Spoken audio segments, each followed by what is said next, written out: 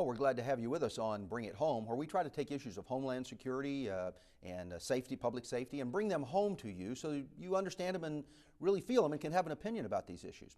Today, I'm glad to say we have a special guest with us. We're talking to Mike Absher, who spent a long and very profitable career serving the United States government. We're going to ask you to tell us about that briefly, Mike. And then served as part of a very important commission with a document just published in June of 2008 called Confidential and Privileged, the President's Foreign Intelligence Advisory Board, Learning Lessons from the Past to Shape the Future. Mike, thanks for being with us. Thank you very much for having me.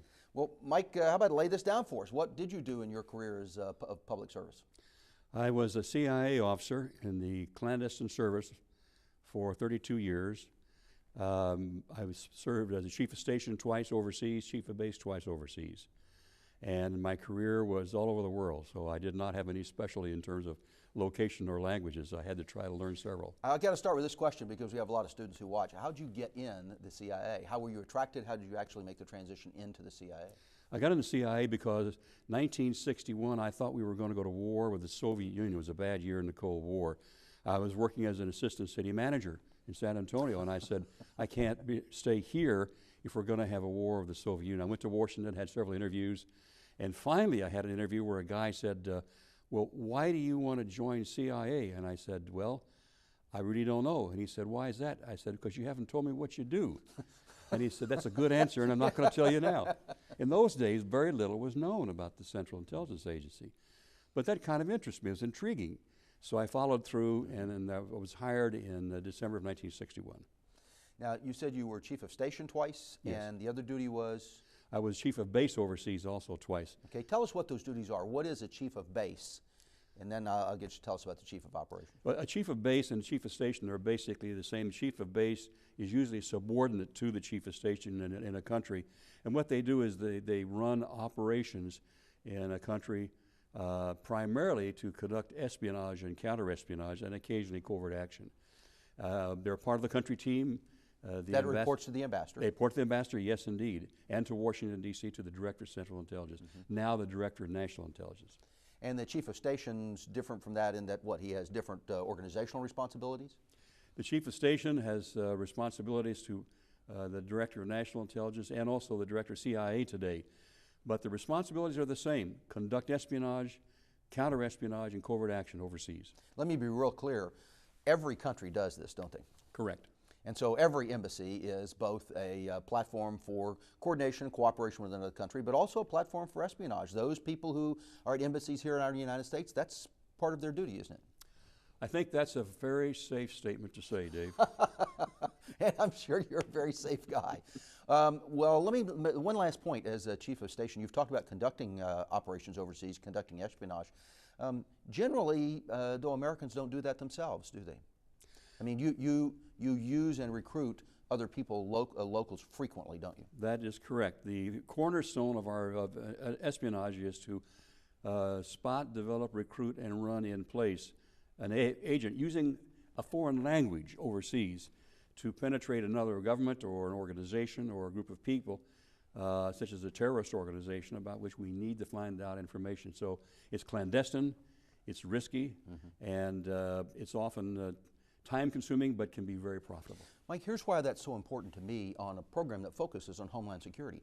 Because if it's safe to say that many embassies, perhaps not all of our friends, but many embassies are also running operations here within the United States. It's what embassies do. Then it's also true that many of those embassies are looking to recruit and use Americans here in the same way that we do overseas. And that's something I think Americans ought to be aware of and alert to. That is correct.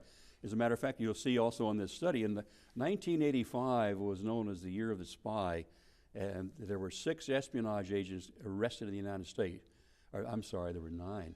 6 were accused and convicted of spying for the Soviet Union, 1 for China, 1 for Israel, and 1 for Ghana overseas in Africa.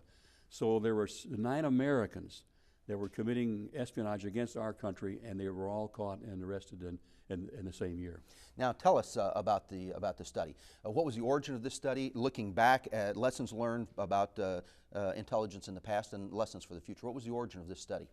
The origin came from Ambassador David Absher, former U.S. Ambassador to NATO, and a member of this organization in the Reagan administration. He came to Dr. Roman Papaduk in early 2006, and he's the head of the Lounsbury Foundation in Washington. And he talked to Dr. Papaduk and said, would you all be interested in doing a study of this organization?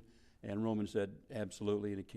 And he came to Mike Desch, Dr. Mike Desch, and to myself, and the three of us readily agreed to do this study. Now tell me briefly, how did you do this? How did you take a look at U.S. intelligence? We did it kind of in three ways, Dave. First of all, we talked to people who had been involved in this, and many people were willing to talk to us about it, but they were not willing to talk to us about the classified recommendations. We made it very clear this is an unclassified study from the very beginning. We also sent some excellent students, graduate students of the Bush School, to the presidential libraries and to a number of libraries around the country to look for unclassified information. We found a surprising amount of information in these libraries. And then we also read memoirs of people.